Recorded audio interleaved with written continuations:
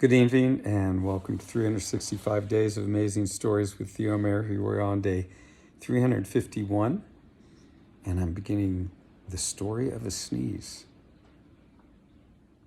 Now, that might be kind of a funny title, but here's how it went. Long time ago, we've already heard about the king Brahmadatta, the king of Benares. Well, he was ruling over his kingdom quite splendidly, as was his way. And at the same time that he was doing such a good job ruling over his kingdom, there was a Brahmin whose senses were so finely attuned that it was said that he could hold a sword in his hands, sniff it, and be able to tell whether this sword would be lucky for the person that would wield it. And this came to the ears of King Brahmadatta. Now, when he heard this, he thought, I must have this Brahmin employed at the palace. Please send for him and bring him here, and I will make sure that he is taken care of in such a way that he can make good use of his talents, and ascertain that each sword that is wielded by any of my soldiers shall bring luck to my men. And so it was. The Brahmin was brought to the palace of King Brahmadatta, and there he was employed, sniffing swords. Soon a proclamation was sent out throughout the land that all swordsmiths were to bring their wares to the palace, that they might be tested as to their degree of ability to bring good luck to the bestower of that sword. And so it was done. Swordsmith after swordsmith began to arrive at the palace with their wares. Now, it turned out that it would have been good to sniff out that Brahmin for his honesty. Because if he was honest to begin with, it was not very long before the only swords that he would say were lucky were those that had been accompanied by gifts of land, gold, jewels, property, some one thing or another. Now, one very honest swordsmith was not very into seeing this trend. He knew it wasn't fair. Anyone who looked closely could see what was going on. And he was a good swordsmith. Made beautiful swords, jeweled handles, sharp blades, well-tempered steel. And the scabbards were amazing as well. Anyway, he decided he would try to get to the bottom of what was going on and teach this Brahmin a lesson. He ground some pepper and he put it down in the scabbard of the sword, and he sheathed the sword in the scabbard and made his way to the palace and presented, with no gift at all, the sword within the scabbard to the Brahmin. The Brahmin, he unsheathed the sword and he laid his nose up close to the blade. He sniffed it. Now that ground pepper was all over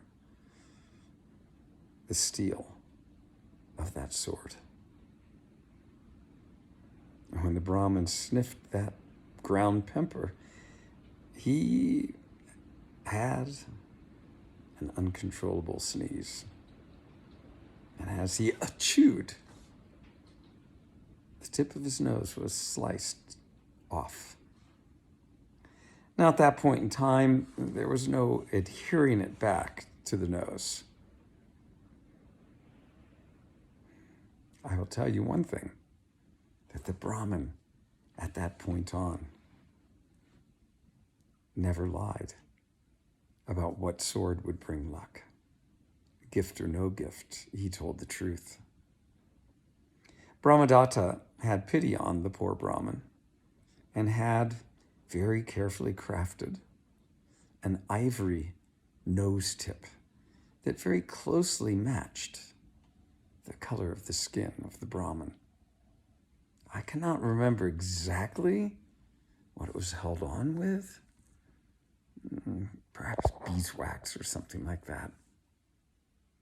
Anyway, the Brahmin now wore this nose tip, a reminder each and every day to be honest. Well, it just so happened that King Brahmadatta had a daughter. Now, it was said she was as beautiful as the sun's rays on the river in the morning, and as clever as the moon floating there in the night sky. She was one to behold, and many men wished for her to be their wife. But her heart was only captured by one man, and this happened to be the son of one of the cousins of King Brahmadatta, who'd been raised right there in the palace. The two of them had known each other all the 16 years of their lives. And I should not be the one that needs to tell you that both were in love with each other. Well, King Brahmadatta, of course, heard about this, and he was delighted. For this youth was brave and intelligent, handsome. And so he thought to himself, well, what could be a better match? And in fact, the young man was the heir to the throne. So he went to his counselors and he said, you know, these two, they love each other, and I fully support their marriage. I think that it would be perfect. They will make a perfect king and queen, and their children will be, well, intelligent and beautiful, no doubt. Well, the counselors all agreed unanimously, praising King Brahmadatta for his wisdom, his wise choice.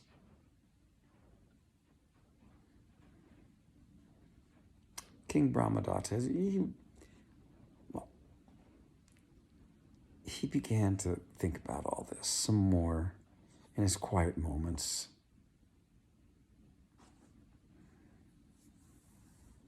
Is this really the best decision, he thought? And we'll leave the story there, of course. Him wondering, should these two young people get married or not? Okay, come back tomorrow for the continuation of the story of a sneeze.